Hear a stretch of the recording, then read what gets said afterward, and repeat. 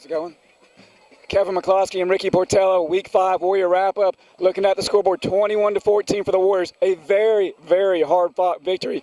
Gutsy performance to the Williams Bulldogs. I'm losing my voice, Ricky. Let me get your thoughts on the game. Hard-fought game, and that's expected when these two teams, obviously, when they get together. It's always a hard-fought game.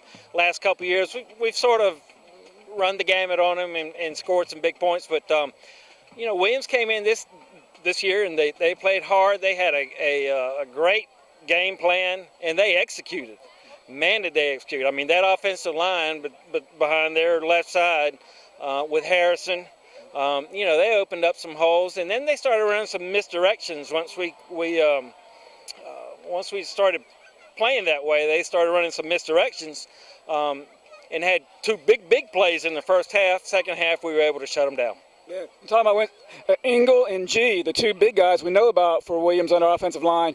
What surprised me was the other three. Their line on both sides of the ball was a collegiate-sized line, and they played extremely well. Also very impressed with Tariq McRae, number 2 from Williams. The kid is very shifty. He's got a scholarship to Elon. We know why. He probably won't play quarterback there, but he's a heck of an athlete. Well, let's talk about this game. This game Warriors got off opening drive, punching down the field. Things are looking really good. Williams countered in the first half with a couple of big plays. Other than that, the Warriors played fairly well, except for the doggone penalties. Way too many yellow flags on the field throughout the whole game. Really, the Warriors shot themselves in the foot. Well, a lot of illegal procedures. We're 5-0. At this point in the season, you wouldn't expect those kinds of plays because that's a concentration. That's a lapse in concentration. And I'm sure Coach Jones and Coach Snuff are going to jump on that this week with the big game that we have coming up. The pass interferences, that's just such a hard play to defend, and it's such a subjective call on the ref. There are a couple calls that went against them. I question there were some that went against us. You just don't ever know. I mean, there has to be contact there. I mean, I don't know if you can ever not have any contact. Pass interference is really a hard call for the ref. Other than that, I thought we came out second half, whatever defensive adjustments we made worked. And on offense, I think we just kind of tried to settle down a little bit. And, obviously we scored the one touchdown of the whole second half, and that 2-point conversion was big.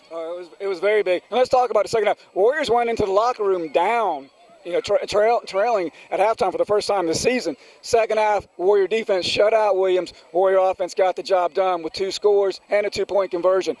Key plays.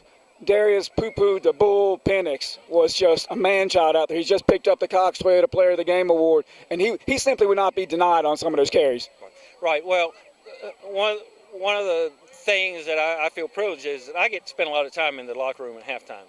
And, folks, our mindset at halftime is not one where everyone's yelling at each other. It's very calm. The coaches talk to the players talk back, they get opinions, they make adjustments, and they go into the second half. Western's always been that way, and we were that way tonight. I went in at halftime and just watched the defense because I was curious to see what the defense was going to do in the second half, and made a couple adjustments here and there, and we shut them out second half. Yeah, and on the defensive line, Cody Walker really stepped up, a little undersized. We're going to try and get a hold of him if he really played well. Josiah Bellamy got in the backfield quite a bit. And then in the defensive backfield, we had A.J. Love come up with a huge pick deep in our own territory when Williams tried to pass it deep. And then Britton Smith on the 4th down pass breakup that actually put the game out of reach for us. Well, the great thing about the play that A.J. made was right before that he got flagged for pass interference. 15 yards, that kind of gave them a little bit of momentum because it put them into our territory. And then the very next play or 2 plays later, he comes up with a huge pick. And that was huge because they were moving the ball. Yeah. They were moving the ball on us, and our defense had been on the field a lot in the second half. So that was a real big play. Yeah, and then after that, it was time for Darius and Trey to take over, just pounding the ball, picking up first downs, burning out the clock. We got down deep in their territory. Classy move by the Warrior coaches, just took a knee, ran out the clock, But, so 5-0 at this point in the season, you can't ask for more. The first 4 games, the Warriors were on a steady incline. But, it's like the stock market. It doesn't go up every day. You have to have some declines. But next week, we got to have a big spike up or we take on Northern Guilford on the road. Well, my thoughts about it is we're going to elevate. I know we are. The fear is that you elevate too much because you have to stay in your comfort zone. If you elevate too much, then you're going to crash. So the key is get up emotionally, and just be prepared the way Western Alamance always does. You know, we get so keyed up for Northern Guilford that we just need to come back down to where Western Alamance plays their best football, find that zone, and go get the Nighthawks. Yeah, I couldn't agree with you more. The past 2 years, I thought we were just overhyped, and it come back to bit us.